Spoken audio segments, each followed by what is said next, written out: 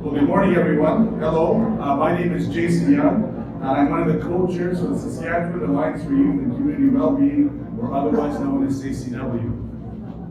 And good morning, everyone. I'm Jon Tonita, and I'm the CEO of the Saskatchewan Cancer Agency in the province. So we're going to be tag teaming this a little bit between Jason and I, and I'll just start off by saying I realize now I'm underdressed. I should have sent Jason an email to find out if he was wearing a tie and looking so sharp, but I missed out on that anyway. It's Saturday, right? There you go.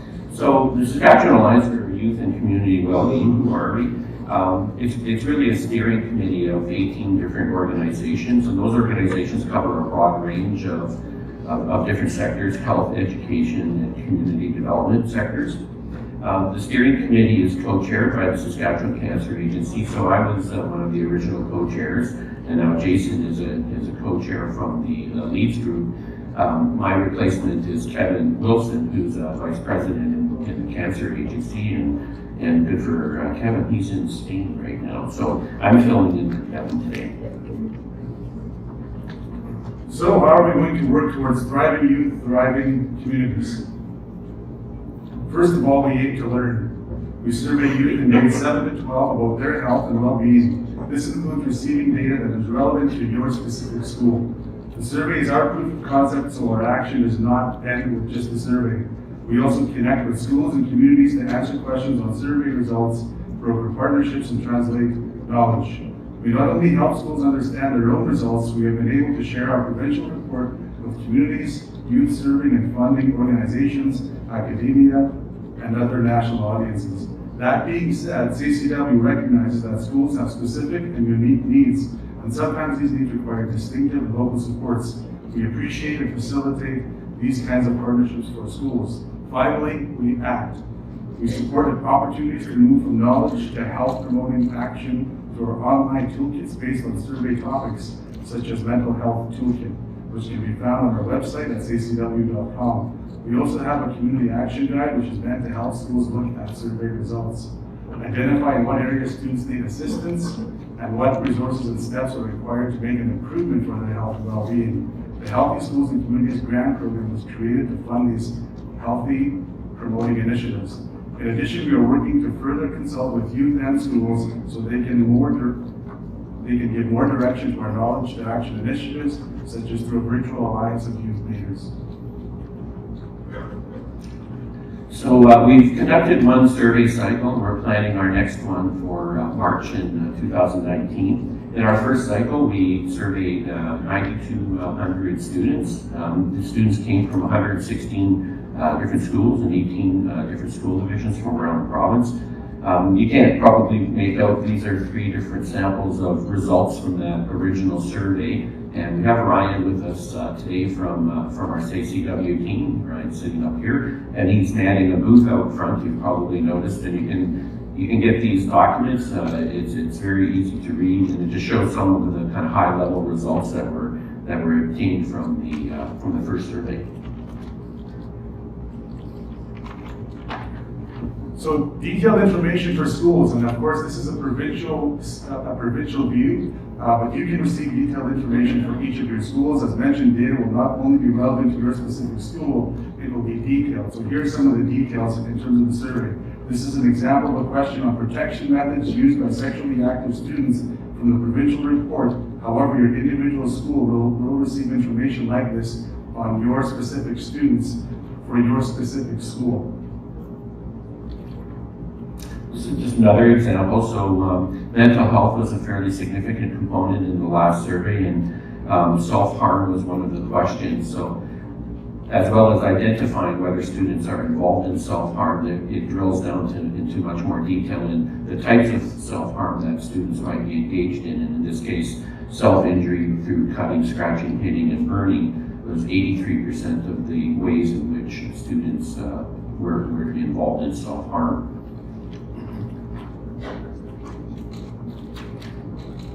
There will also be other mental health related questions that will ask detailed information to create meaningful interventions for students.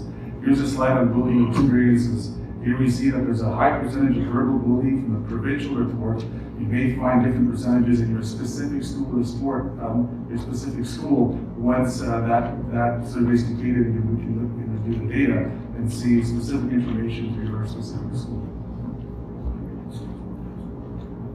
Next slide. Here is information on the grants. So in response to the 2015 Youth Health Survey results, SAYCW created the Healthy Schools and Communities Grant Program that provide recipients a total of $450,000 to support health promoting initiatives for youth and well-being. To date, this program has funded 61 different health promoting initiatives. Many goals, including education sector goals, were met by these initiatives according to the round 1 evaluation reports. They reported an increase in school attendance, decrease in need of support services, increase in family engagement with schools, emergence of youth leaders, first opportunity for extracurricular activities for many participants, an increase in youth sharing their Indigenous pride, increase in consumption of produce, and a report of happier students overall. This is just a map showing the grants that were awarded around the province. You can see it was actually very widespread, and a lot of it in the northern area of the province, which is great to see. We had 3 different cycles for the grants. That's what the colors are. The blue, red, and green were 3 different time periods when we ran the grant competitions. And as Jason mentioned, we were able to fund 61 projects around the province for just over $450,000. We actually received just over 200 applications for grants, so there was a lot of interest in grants. And I think that's what's very different about this survey cycle is it isn't just about collecting data and looking at it. It's really about action, and we have resources there to support action through this grant process. And I guess you can see some schools are missing from this particular map, and that's why I guess we're encouraging and after presenting to have more schools participate in the next survey cycle. So now SAYCW is excited to tell you about our second survey cycle coming. It's this winter. Renamed appropriately the Thriving Youth, Thriving Community Survey. The survey has been improved from our first survey cycle. Over 50 Saskatchewan field and content experts have given feedback on the survey, resulting in 60% of the survey being changed from cycle 1, leading to new questions and our response options. We will continue to offer a high-quality descriptive report of the youth voice in Saskatchewan with knowledge translation support. For cycle 2, we will not only provide a provincial report like we did in cycle 1, but also specific themes reports with inferential statistics. School divisions, schools, First Nations authorities can also request additional analysis, which will be reviewed in the presentation later on, and they can also request and receive their data file as well, and decide on questions that can be excluded if they would like in the survey. The survey will be rolled out by the Saskatchewan Education Leadership Unit at no cost to schools, at no cost to you. That's even better. This is a Saskatchewan relevant survey, and its data will stay in Saskatchewan. Saskatchewan Cancer Agency will adhere to acts as data trustee and data steward on behalf of SAYCW. SAYCW will be implementing OCAP principles into the survey development and implementation. OCAP stands for ownership, control, access, and possession, and its standards are based on principal research, data sovereignty, and information governance that respects First Nations. The key piece for us as a school division when we participated is the fact that this data is confidential and is housed in a secure place, and the data is confidential, and no one can access this information with your specific school data. So why would the school division request additional analysis? So as Jason said, we produce an individual school report, and every school gets a report in the same format. But it doesn't mean that the data that's there can't be analyzed in different ways. And the school might identify something in their report that points to another way they would like to look at the information. So this is just an example where, for example, you might notice in your particular school there's a depression issue amongst students. You might be able to look at it and say, well, what is leading? What are some of the factors that are leading to the fact that we have more students who are identified with depression? You might be able to look at some of their behaviors. Are those students that are also more involved in alcohol use or Are they having excessive screen time at home? What is the gender and the motivation and those things? So, like we said, the data can be reanalyzed for individual schools if there's another way that they would like to look at that information to help answer some of those questions.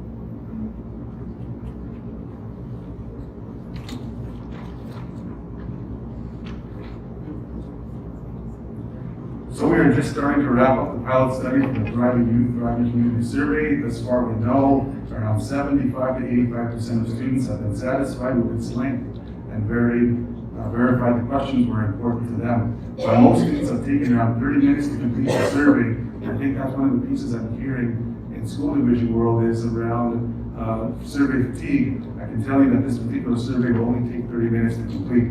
The other piece we recommend is just blocking off 15 minutes for the survey process in order to walk students to the computer lab, explain to students the consent process, and how to complete the survey. The survey is being piloted online, on paper, and available in both French and English. This is just some of the analysis that's going on with the pilot work that's happening right now. So again, we are very engaged with the students themselves about how they feel about the survey. And this is just some of the input that we're getting where they're identifying different sections of the survey and whether they strongly agree, or disagree that section was relevant to them and something that they felt was important.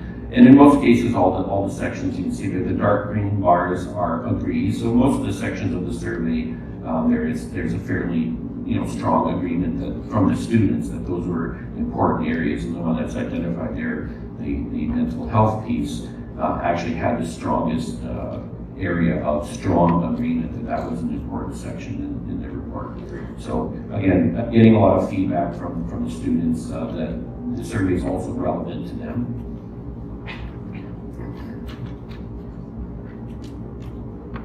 So schools can choose to participate in the TYTCS between March 4th and April 5th of 2019. So the survey cycle will start in schools March 4th and between April 5th of 2019. The team of the Saskatchewan Education Leadership Unit at the University of Saskatchewan will be conducting the survey and will walk you through step-by-step what is required to participate in the survey.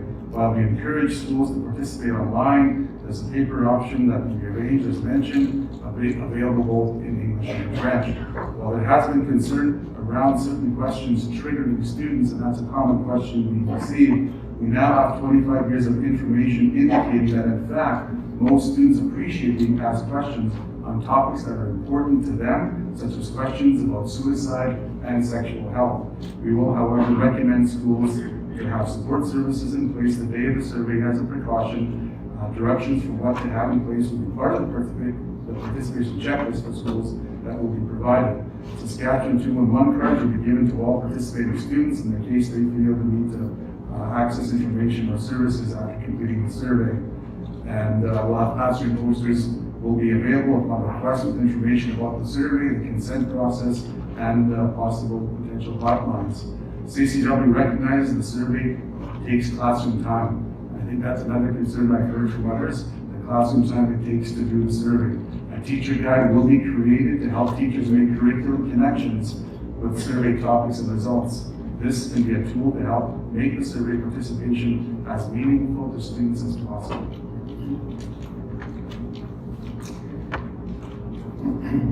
So why should your students complete the survey? So again, the point of the survey was not just to collect information and produce reports, really. It really was about how do we generate action on the survey.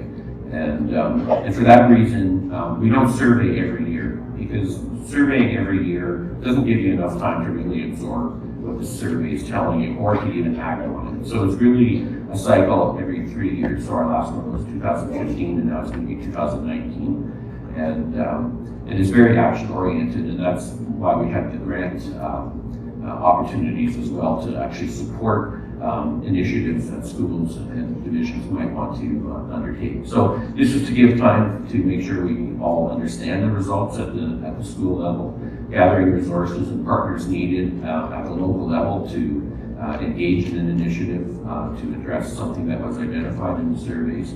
and Connecting Your Schools initiative. And we have staff as well. Ryan is, like I said, one of our staff men is here to help schools with initiatives that they might want to undertake.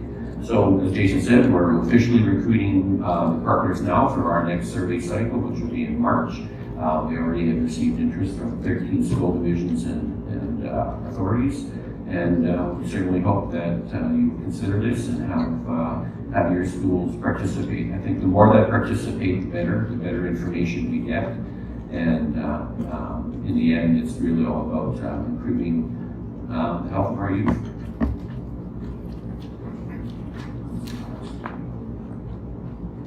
So as we wrap up, just thank you for your time, thank you for your attention. Ryan is here, he's got a booth set up out there, lots of information, lots of data. Eileen Schmidt is also another contact with SAYCW. Her information is there. I'm here as well, sitting at the back table there. If there are questions that come from this group, I'll be around for the rest of the remainder of the conference. So look forward to potential possible questions folks have and encourage your participation in the next survey cycle. And thank you very much for having us here today. It's a wonderful opportunity.